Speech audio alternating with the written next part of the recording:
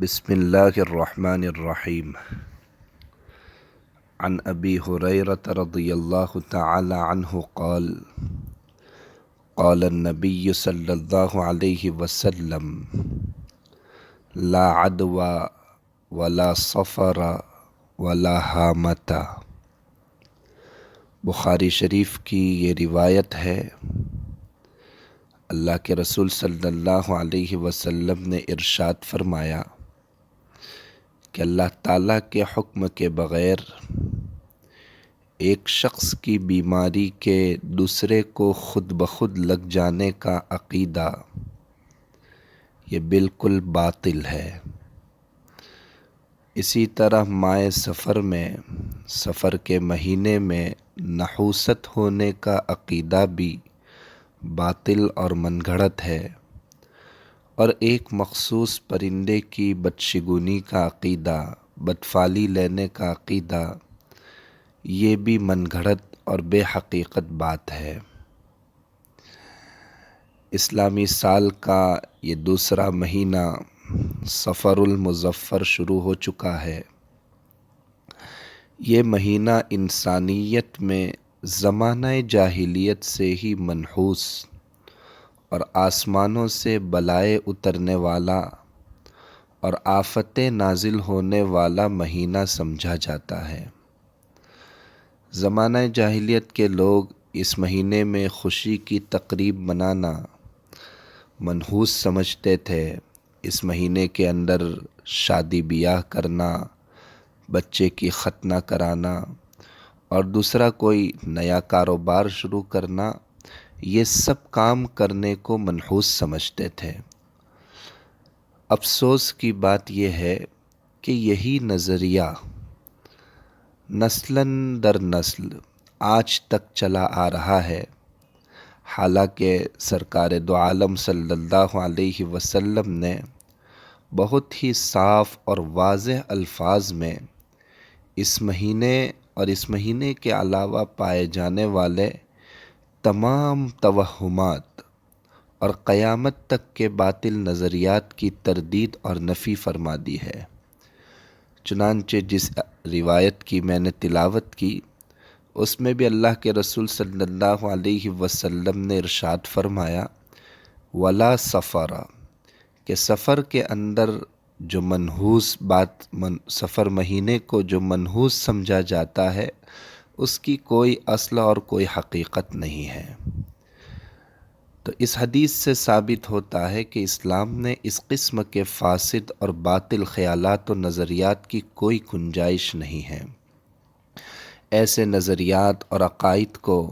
رسول اللہ صلی اللہ علیہ وسلم پہلے ہی سے اس کی تردید فرما چکے ہیں، لہذا ایسے توہمات سے انسان کو بچنا چاہیے۔ ماہ سفر سے متعلق، سفر کے مہینے سے متعلق نحوست والا عقیدہ پھیلانے کی خاطر دشمنان اسلام نے رسول اللہ صلی اللہ علیہ وسلم کی طرف منسوب جھوٹی روایات پھیلانے جیسے مکروہ اور گھناؤنے افعال سے بھی دریغ نہیں کیا ہے۔ چنانچہ ایک گھڑی ہوئی روایت، بالکل موضوع روایت، بالکل مشہور ہو چکی ہے کہ من بشرنی بخروج سفر بشرتہ بالجنہ، کہ جو شخص مجھے سفر کے مہینے کے ختم ہونے کی خوشخبری دے گا، میں اسے جنت کی خوشخبری دوں گا۔ اس روایت سے استدلال کرتے ہوئے سفر کے مہینے کو منحوس سمجھا جاتا ہے، اور روایت سے استدلال، دلیل اس طرح پکڑتے ہیں کہ چونکہ اس مہینے میں نحوست تھی، اس لیے رسول اللہ صلی اللہ علیہ وسلم نے اس مہینے کے صحیح سلامت گزرنے پر جنت کی خوشخبری دی ہے۔ تو اس روایت کے بارے میں ہمیں جان لینا چاہیے کہ یہ روایت صحیح کتابوں میں موجود نہیں ہے۔ یہ حدیث موضوع ہے، من گھڑت ہے، نبی اکرم صلی اللہ علیہ وسلم کی طرف اس کی نسبت کرنا جائز نہیں ہے، چنانچہ ائمہ حدیث نے اس کے من گھڑت حدیث کے موضوع ہونے کے کو واضح کرتے ہوئے اس عقیدے کے باطل ہونے کو بیان کیا ہے، اور ان ائمہ میں ملا علی قاری رحمۃ اللہ علیہ، علامہ عجلونی رحمۃ اللہ علیہ، علامہ شوکانی رحمۃ اللہ علیہ اور علامہ طاہر پٹنی رحمۃ اللہ علیہ وغیرہ شامل ہے کہ انہوں نے کہا ہے کہ لا اصل لہو، اس حدیث کی کوئی حیثیت اور حقیقت نہیں ہے۔ فتاوی عالمگیری میں ایک بات لکھی ہے کہ ماہ سفر کے بارے میں جو کچھ لوگوں میں مشہور ہے، یہ کچھ ایسی باتیں ہیں جو اہل نجوم کے یہاں پائی جاتی تھیں، جنہیں وہ اس لیے رواج دیتے تھے کہ ان کا وہ قول ثابت ہو سکے جسے وہ نبی اکرم صلی اللہ علیہ وسلم کی طرف منسوب کرتے تھے، حالانکہ یہ صاف اور کھلا ہوا جھوٹ ہے۔ تو فتاوی عالمگیری کی بات سے ہمیں یہ پتہ چلتا ہے کہ یہ حدیث نہیں ہے بلکہ نجومیوں کا قول ہے، اور نجومیوں کے قول کو ماننے کی گنجائش نہیں ہے۔ ماہ سفر کے بارے میں، سفر کے مہینے کے بارے میں لوگوں میں مشہور غلط عقائد اور نظریات میں سے ایک نظریہ یہ بھی ہے کہ اس مہینے کے آخری بدھ کا نظریہ، یعنی مہینے کے اخیر میں جو بدھ کا دن آتا ہے، اس بدھ کے بارے میں یہ نظریہ رکھتے ہیں، بدھ کے دن کے بارے میں، کہ بدھ کو نبی اکرم صلی اللہ علیہ وسلم کو بیماری سے شفا ملی اور آپ نے غسل صحت فرمایا، لہذا اس خوشی میں مٹھائیاں بانٹی جاتی ہے، شیرینی تقسیم کی جاتی ہے، اور بہت سے علاقوں میں تو اس دن خوشی میں روزہ بھی رکھا جاتا ہے اور خاص طریقے سے نماز بھی پڑھی جاتی ہے، حالانکہ یہ بالکل خلاف حقیقت اور خلاف واقعہ بات ہے۔ اس دن تو نبی اکرم صلی اللہ علیہ وسلم کے مرض وفات کی ابتدا ہوئی تھی، نہ کہ مرض کی انتہا اور شفا ہوئی تھی۔ یہ افواہ اور جھوٹی خبر دراصل یہودیوں کی طرف سے آپ کی مخالفت میں، آپ کے بیمار ہونے کی خوشی میں پھیلائی گئی تھی اور مٹھائیاں تقسیم کی گئی تھیں۔ چنانچہ شمس التواریخ اور دیگر تاریخ کی کتابوں میں اور سیرت کی کتابوں میں یہ بات مذکور ہے کہ 11 ہجری 26 صفر کو پیر کے دن اللہ کے رسول صلی اللہ علیہ وسلم نے لوگوں کو رومیوں سے جہاد کرنے کا حکم دیا، اور صفر مہینے کی 27 تاریخ کو منگل کا دن تھا۔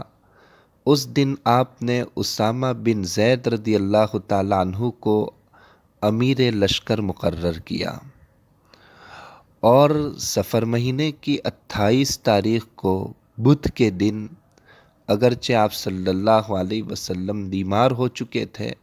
لیکن اپنے ہاتھ سے نشان تیار کر کے اسامہ کو دیا تھا۔ ابھی لشکر کی روانہ کرنے کی نوبت نہیں آئی تھی کہ بدھ کے دن آخر میں، شام کے وقت میں اور جمعرات کے دن میں آپ صلی اللہ علیہ وسلم کی بیماری خوفناک ہو گئی، بہت زیادہ بیمار ہو گئے، اور ایک تہلکہ سا مچ گیا، مدینے میں شور ہو گیا، اور اسی دن عشاء سے آپ صلی اللہ علیہ وسلم نے حضرت ابوبکر صدیق رضی اللہ تعالیٰ عنہ کو نماز پڑھانے پر مقرر فرمایا۔ اس سے تو یہ ثابت ہوتا ہے کہ صفر مہینے کی 28 کو جو بدھ کا دن تھا، اس روز اللہ کے رسول صلی اللہ علیہ وسلم کے مرض میں زیادتی ہوئی تھی، اور یہ دن ماہ سفر کا آخری بدھ تھا۔ یہ دن مسلمانوں کے لیے تو خوشی کا ہے ہی نہیں، البتہ یہود وغیرہ کے لیے شادمانی کا دن ہو سکتا ہے۔ اس روز کو تہوار کا دن ٹھہرانا، خوشیاں منانا، اس کی تعظیم کرنا، یہ تمام باتیں خلاف شرع اور ناجائز ہے۔ ان تفصیلات سے ہمیں یہ پتہ چلا کہ من بشرنی بخروج سفرا بشرتہ بالجنت والی روایت ثابت نہیں ہے، بلکہ موضوع اور من گھڑت ہے، نجوم پرستوں کا یہ قول ہے، ان کا پھیلایا ہوا ہے، اور اس کی نسبت اللہ کے رسول صلی اللہ علیہ وسلم کی طرف کرنا غلط ہے، اس کو بیان کرنا اور اس کے مطابق اپنا ذہن اور عقیدہ رکھنا جائز نہیں ہے۔ اسی طرح سفر کے مہینے کے آخری بدھ کی شریعت میں کوئی حیثیت نہیں ہے۔ اس دن نبی کریم صلی اللہ علیہ وسلم کو بیماری سے شفا ملنے والی بات بھی جھوٹی اور دشمنان اسلام یہودیوں کی پھیلائی ہوئی ہے۔ اس دن تو معتبر روایات کے مطابق نبی اکرم صلی اللہ علیہ وسلم کی بیماری کی ابتدا ہوئی تھی، نہ کہ شفا، اور اللہ کی تقدیر و تاثیر میں زمانے کو کوئی دخل نہیں ہے۔ مہینہ تو اللہ کا بنایا ہوا ہے، سفر کے مہینہ بھی دوسرے مہینوں کی طرح ہے، بس ہمیں اسلامی عقائد اور اسلامی اصول سیکھ کر اس کے مطابق زندگی گزارنے کی بھرپور کوشش کرنی چاہیے، اور جو بات دین میں نہ ہو، دین اسلام میں نہ ہو، اسے دین کی طرف منسوب نہ کیا جائے، اور نفع اور نقصان کے اختیار کا 100% یقین اللہ تعالیٰ کی ذات سے ہونا چاہیے کہ جب وہ خیر پہنچانا چاہے تو کوئی شر نہیں پہنچا سکتا، اور اگر وہ کوئی مصیبت نازل کر دے تو کوئی اس سے رہائی نہیں دے سکتا۔ وَإِن يَمْسَسْكَ اللَّهُ بِضُرٍّ فَلَا كَاشِفَ لَهُ إِلَّا هُوَ وَإِن يُرِدْكَ بِخَيْرٍ فَلَا رَادَّ لِفَضْلِهِ يُصِيبُ بِهِ مَن يَشَاءُ مِنْ عِبَادِهِ وَهُوَ الْغَفُورُ الرَّحِيمُ۔ اور اگر خدا تم کو کوئی تکلیف پہنچائے تو اس کے سوا اس کا کوئی دور کرنے والا نہیں، اور اگر تم سے بھلائی کرنا چاہے تو اس کے فضل کو کوئی روکنے والا نہیں ہے۔ وہ اپنے بندوں میں سے جسے چاہتا ہے فائدہ پہنچاتا ہے، اور وہ بخشنے والا مہربان ہے۔ اللہ تعالی ہمیں اسلامی عقیدے پر چلنے کی توفیق عطا فرمائے، اور من گھڑت اور جھوٹی باتوں پر عمل کرنے سے ہماری حفاظت فرمائے۔ آمین۔ السلام علیکم ورحمۃ اللہ وبرکاتہ۔ أشرقت نفسي بنور من فؤادي حينما رددت يا رب العباد